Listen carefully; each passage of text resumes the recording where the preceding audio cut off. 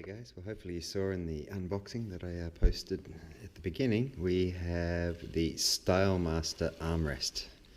Now this is from japanparts.com, I'll leave a link below. So many people complain that the Toyota 86 doesn't have a center cushion, which is fair point, it doesn't, but again it's a bargain entry sports car. Although the 2017 model, that actually did come with a armrest, but it was quite high and it was actually a sliding type one, so it's a half armrest that can be slid back and forth, which is probably better than this because it's a lot higher for the elbow depending on how tall you are. But for me personally, I don't like the look of it, and this is the perfect solution, what I was looking for. This wasn't around when I first decided to buy the car and started buying parts about, 8 years ago now. So I waited quite a while. This is about almost 2 years old now, so it's been around for a little bit. You also have to remember too that this is for a right-hand drive car. Okay, so that's a good thing about being in Australia. A lot of these things are interchangeable with the JDM market. Okay, so just please check your vehicle before you go buying these things. Alright, so yeah, so this one's very easy. We don't need anything to put it in. This is basically a push and leave type deal. So there's no screws to connect or anything like that, so I'm just going to put the pen down and open it up. This actually came faster than stuff I actually ordered from Toyota here in Australia. It was actually, these guys are very speedy. I've also got some other parts from them that I'll show a little bit later on down the road, but yeah, they're also on Facebook too.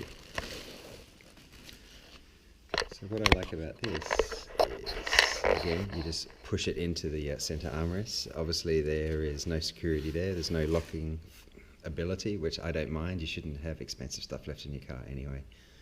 Okay, so yeah, it's basically stitched to look like factory. I think you can tell there, it's quite well done. What I like under here, it's a softer, still yet firm kind of foam material, so you can push it in. And what I really like is they've thought about, there is a power adapter in the glove box, so this is obviously for the cable for an iPod or a phone charge or something, enough space for it to go through, which is kind of nice as well. So today I got to start the car and warm it up anyway, so let's go put it in and see how it looks. Thanks guys. Okay guys, well, we've got it here. No other needed items for assembly.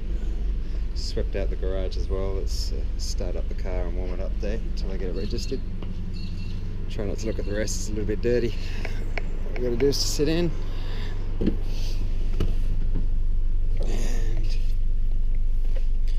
it should fit in there just quite nicely. I'm going to give this place a quick vacuum. Give it a push. Okay, so it requires a bit of a firm push to seat it. But again, you kind of want that because you don't want it flying out, especially if it's not secured by screws. But I just didn't feel comfortable. There's another one available, we can actually flip it up. It's actually required to screw it into the base of the console here. I just don't like holes in my console. I want to keep it as neat looking or able to return to stock as possible. So yeah,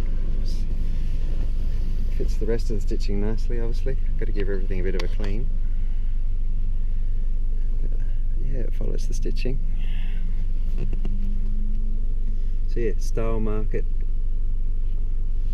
from Japan. Very good quality there. Happy with that. Okay, and it matches the red stitching. I've got the dash to do as well. I've got a console cover as well, another steering wheel, gear knob, and control lift. I've got something to replace for that as well. But yeah, it's slowly coming along. So that's the armrest. It finishes it off nicely. It really does. It matches the seat interior in here as well. So there you have it. Thanks guys. Alright.